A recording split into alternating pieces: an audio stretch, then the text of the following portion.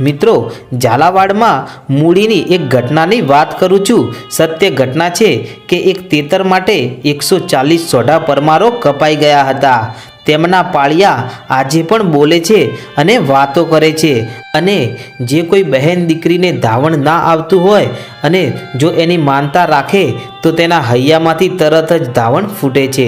તો મિત્રો, બહુ જોરદાર હૈયા ધ્રુજાવી દે તેવી સત્ય ઘટના છે। તો ચાલો આજે પૂરી ઘટના વિશે જાણીએ। મિત્રો, વિડીયો શરૂ થાય એ પહેલાં એક નમ્ર વિનંતી કરું છું કે તમે આવા નવા અને જૂના ઇતિહાસોને રોજે રોજ જાણવા માંગતા હો તો આજે જ અમારી ચેનલ વહાણવટી ડિજિટલને સબસ્ક્રાઇબ કરો અને બાજુમાં આપેલા બેલ આઇકોનને ક્લિક કરવાનું ભૂલશો નહીં, જેથી અમારો સૌથી પહેલા વિડીયો તમારા સુધી પહોંચી શકે એ માટે। ઝાલાવાડની ધરતી મૂળીના પાદરમાં વર્ષો પહેલાં બનેલી આ ઘટના જોમબાઈ નામના રજપૂતાણની છે।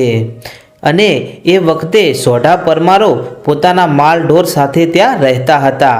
અને ત્યારે સવારનો પહોર હતો અને જોમબાઈ માતા રજપૂતાણી માંડવરાય દાદાની પૂજા કરી રહ્યા હતા। ત્યારે બીજી બાજુ 500 જણા એક શિકારની પાછળ પડેલા અને શિકાર હતો તેતર। એ તેતરને ઘાયલ કરી દીધેલો ગિલોલ મારીને અને એ ઘાયલ થયેલો તેતર જોમબાઈ રજપૂતાણી પૂજા કરી રહ્યા હતા તેમના ખોળામાં આવી અને પડ્યું અને ટે ટે ટે ટે રાડ્યું નાખવા માંડ્યું। અરે રે મારા વાલા, તને કોણે માર્યું? એ કોણ પાપી છે? પાંખમાંથી લોહી નીકળી રહ્યું છે। ચિંતા ના કર, હવે તને કોઈ કંઈ નહીં કરી શકે। અને ત્યાં જ થોડી વારમાં ઘોડાના પગનો અવાજ સંભળાવા લાગ્યો અને 500 જેટલા ઘોડે સવારો આવ્યા અને કીધું કે આ શિકાર અમારો છે અને તે ઘાયલ પણ અમે જ કર્યો છે। અમારો શિકાર અમને આપી દો। કે કોણ છો તમે? કે અમે શિકારી છીએ અને તમારા હાથમાં છે ને એ અમારો શિકાર છે। કે તો સાંભળી લ્યો, તમે શિકારી છો તો હું રજપૂતાણી છું અને મારા ખોળામાં તેતર આવી ગયો છે। હવે એમાં કાંઈ બીજું થાય એમ નથી। કે આ તેતર છે કે તેતર હોય કે 3 લોક હોય, પણ રજપૂતાણીના ખોળામાં આવી ગયા પછી કાળની પણ ત્રેવડ નથી, યમરાજની પણ તાકાત નથી કે આને અહીંયા આવીને લઈ જાય। ત્યારે 500 સૈનિકો બોલ્યા કે આના માટે તો યુદ્ધ કરવું પડશે।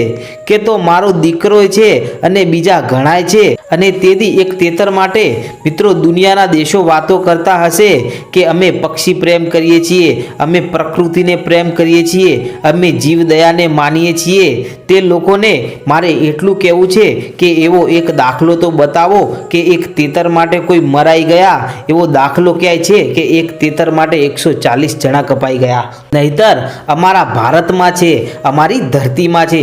ટૂંકમાં વાત કરું છું મિત્રો, ત્યારે એમના બધા જ રાજપૂતોને જોમબાઈએ પડકાર કર્યો અને તેદી એક તેતર માટે કપાઈ ગયા અને પડ્યા સભાળું 500 અને સોઢા વિહોણા હાથ। 140 જેટલા એ સોઢા પરમારો કપાઈ ગયા અને સામે શિકારી હતા એ 500 જણા કપાઈ ગયા હતા અને એક તેતર માટે આ યુદ્ધ થયું હતું। અને પછી જોમબાઈ રજપૂતાણીએ પોતાના મરેલા દીકરાનું મસ્તક પોતાના ખોળામાં લઈ અને રજપૂતાણી તે દિવસે સતી થઈ ગયા હતા। એ જોમબાઈ માનો આજે પણ મૂળી પાસે રણમાં એમની ખાભી છે, એમની ડેરી છે।